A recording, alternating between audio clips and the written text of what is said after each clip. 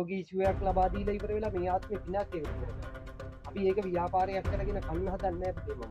මට ඕන උඹලා වගේ කෙනෙක් අඬ අඬ ඉන්න කෙනෙක්. ඒ කෙනෙක්ට hina වෙලා මෙතන ඉඳලා යනවා දැක්කේ. හරි පුතේ. ඒක තමයි. දැන් නවන්න පුළුවන් නේද අනිත් එක? දැන ගහන්න බෑ.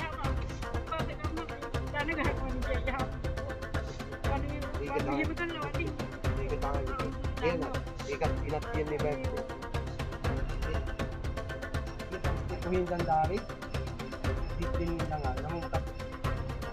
කියද. ඉතේ කොච්චර කාලයක් විඳවනවද? අවුරුදු 40 ඉඳන් දැන් අවුරුදු 57ක් වෙනකම් පුතේ අවුරුදු 40 ඉඳන් අවුරුදු 17කටත් වැඩි විඳවනවා. ඒ කියන්නේ මෙහෙමයි පුතේ. සර්වාංගී විධාන්ත ඉඳින්න අප ගමනිත්තේ කරන්න විඳවනවා. නේද? මනුස්සයෙක් පුතේ මෙහෙමයි. ඇත්තටම මේ සංසාරේ පුතේ එකම දේ තමයි නිරෝගී සුවය ලබාගෙන ජීවත් වෙන්න. නේද? විඳෝ ජීවත් වෙනවට වැඩිය හොඳයි මැරිලා යන එක කියලා හිතෙන්නේ නැහැ. ඕන තරම් පුතේ විහිදෙනවා. ඒක හන්ද පුතේ ඔබ කියපන් ඔබ මෙතෙන්ට ඇවිල්ලා ඉවර වෙලා ඔබට තිබිච්ච ලෙඩ ටික ඔබ විදෝපු අයට තේරුණාද? ඔබ සමහර පුතේ මේවා මිත්‍යාවක් කියලා කියනෝනේ. මිනිස්සුන්ට තේරෙන්න. මිනිස්සු පුතේ මෙහෙමයි.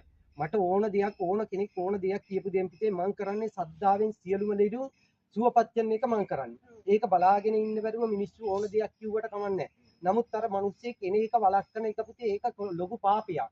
මොකද විඳෝන මිනිස්සෙක් ඇවිල්ලා ඉවර වෙලා මෙතෙන්ට ඇවිල්ලා ඉවර වෙලා විඳින්න හදාගෙන ඉවර වෙලා පුතේ මේ මිනිස්සයා ජීවිතේ පුතේ දුක් විඳපු කාලේ පුතේ තරුවාන්ගේ ලෙඩක් හන්දා කකුලක් ඇදලා එනෝ එක්ක බෙල්ල හරව ගන්න බැරුව එහෙම මොනවා හරි ලෙඩක් තියාගෙන ඇවිල්ලා ඉවර වෙලා මෙතනින් නිරෝගී සුවයක් ලබා ගන්න තියෙන ඒ වාසනාව ඒ මිනිස්සයාට තියෙන ඒ වාසනාව නැති කරනවා කියන්නේ පුතේ මොනවා හරි කියලා ඉවර වෙලා එන එක වළක්වනවා කියන්නේ ඒක මේ ආත්මේ කරගන්න පුතේ ඒකත් මහා පවක් තියෙනවා.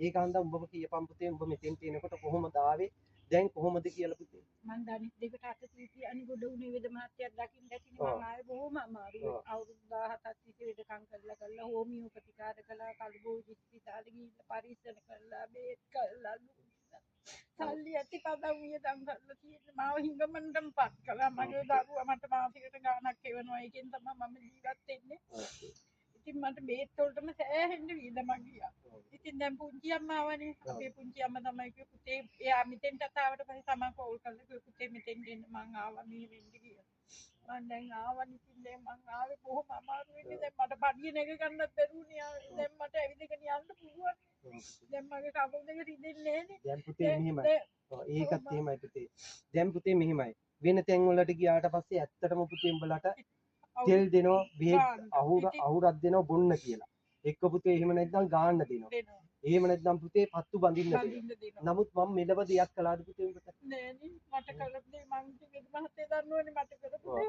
මමත් දන්නවනේ කකුල් දෙක අත ගෑව තෙල් ගෑව අර මේවත් ඉතින් මට මහංගක් දෙයක් කළේ නෑනේ ඉතින් ඒ උනට දැන් මට කකුල් දෙක හොඳට තියෙනවා දැන් මට තියෙනවා ඒක තමයි පුතේ මිනිස්සු පුතේ මේවා විශ්වාස කරන්නේ නැති මිනිස්සුන්ට කියන්න තියෙන්නේ මොකද්ද පුතේ මං කියන්නේ මෙතෙන්ට ඇවිදලා වේද මහත්තයාගෙන් බෙහෙත් අරගෙන මේ කරන කාර්ය කරගන්න කියලා ඇවිදලා කකුල් අමාරු වුණ ලෙඩක් දැන් මට ඉතුණා දැන් මෙතෙන්ට ආපු වෙලාවේ මට ඉතුණානේ දැන් අර ළමයට වෙදකම් කරපු හැටි ඒ ළමයා හිටපු හැටි සත්‍ය දැක්ක ඉතින් ඒ ඔක්කොම සත්‍යයක්නේ මම මිනිසුන්ට කියන්නේ මෙතෙන්ට ඇවිදලා වේද මහත්තයාගෙන් ප්‍රතිකාර ගන්න බය නැති වෙන්න කියලා මං කියන්නේ දැන් මට මේ සුව වෙච්ච දේ අනිත්යට සුව වෙනවා නම් මං ඇත්තටම කැමතියි මටත් පිනක් වෙනවා ඒක මෙහෙමයි පුතේ වෙන තැන් වලට ගියාට පස්සේ බලන්නේ මොනවද මුදල් බලන්න දැන් මං ඇහුවද උඹෙන් ගාණක් නෑනේ ඔබ ලක්ෂ ගාණක් ඕකට වියදම් කරලා තියෙනවා නමුත් පුතේ මට හම්බ කරන් කන්න ඕමනාවක් නෑ තේරුණාද මට ඕන මිනිස්සෙට යහපතක් කරලා ඉවර වෙලා පුතේ ඒ මිනිස්සයාට නිරෝගී සුවයක් ලබා දීලා මේ ස්ථානේ යනවා දකින්න hina වෙලා අර වටිනාකමක් මෙතෙන්ට දෙන්න ඕන හන්ද තමයි පඳුරක් හරි මිනිස්සෙක් කියන්න කියන්නේ නෑ තියෙන්න එපා ඉතින් මේ ගොඩ නැගිලි ලයිට් නරම මේ ඔක්කොම මේවට වියදම් කරන්න අපි පඳුරත් අපි ඒක අපේ කැමැත්තෙන් කියන ඒක තමයි පුතේ වෙන මහත්තයා අපිට කවදා ගාණක් කියන්නේ නැති බව අපි දන්න පුංචි අම්මච්චෝ ගාණක් අහන්නත් එපා කියන්නේ නැහැ උසාට කැමති ගාණක් අර පඳුරක් වශයෙන් කියන්නේ අපි නිකම්ම කරගෙන යන එකත් හොඳ නෑ කියලා ඉතින් ඒකයි පුතේ මිනිස්සෙක්ට ඇත්තටම විඳවන මිනිස්සෙක් පුතේ නැගිටලා මෙතනින් යනකොට පුතේ ඒ සතුට සල්ලි වලට මට ගන්න බෑ. බෑ බෑ. තේරුණාද? මේ ආත්මේ අපිට දීලා තියෙන්නේ පිනක් කරගන්න පුතේ බලයක් සත්‍යයක් දීලා තියෙනවා. ඔව්. මහා රාවණාදිගේ රාජුත්තන් වහන්සේ සත්‍යයක් දීලා තියෙනවා. මේ ලෙඩාට සුවයක් ලබා දීපන් කියලා. මම ඒක ව්‍යාපාරයක් කරගෙන කන්න හදන්නේ නෑ. එහෙම මට අවශ්‍යතාවයකුත් නෑ පුතේ. වැටිලා ඉන්න මිනිස්සෙක් නැගිටවන්න මට ඕමනාව ඒ මිනිස්සයා තවත් වට්ටවන්න මං කැමති නෑ පුතේ. ඔව්.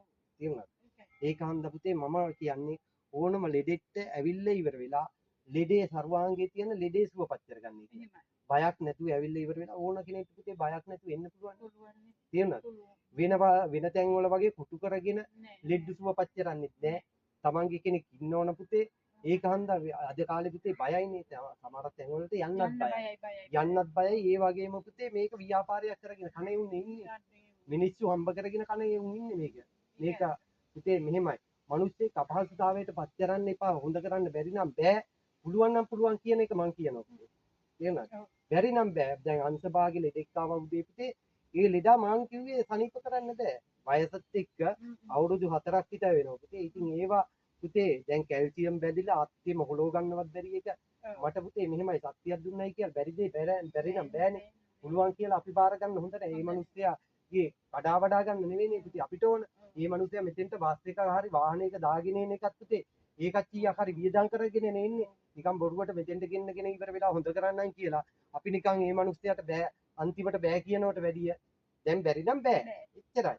ඒක අපුතේ අපහසුතාවයට මිනිස්සෙක් මම කවදාවත්ම පත් කරන්නේ ඒ වගේම තමයි මම හැමෝටම කියන්නේ පුතේ මේව තමයි සත්‍ය කියන්නේ. තේරුණාද? හෙළවෙදකමින් තමයි පුතේ ජීවිතේ ඉස්සර මිනිස්සු හැම මිනිස්සෙක්ම පුතේ හෙළවෙදකමින් තමයි මිනිස්සේ සුවපත් වෙලා ඉස්සර බටහිර වෛද්‍යකම තිබ්බේ නෑනේ පුතේ. ඉතින් මේ හෙළවෙදකම විශ්වාස කරන්නේ නැති ඕනම කෙනෙක්ට පුතේ දිල් බිඳක්වත් යාන්න නැතුව ඕනම ලෙඩක් සුවපත් කරනවා පුතේ. ඒකයි එන්න කියන්නේ. මොකද අපිටත් ඕන පුතේ මිනිස්සෙට නිරෝගී සුවයක් ලබා දීලා ඉවර වෙලා මේ ආත්මේ පිනක් එකතු කරගන්න. අපි ඒක ව්‍යාපාරයක් කරගෙන කන්න හදන්නේ නැහැ පුතේ මම. මට ඕන උඹලා වගේ කෙනෙක් අඬා ඉන්න කෙනෙක් ඉත කෙනෙක් පුතේ hina වෙලා මෙතනින් බහැලා යනවා දකින්න ඕන. හරි පුතේ.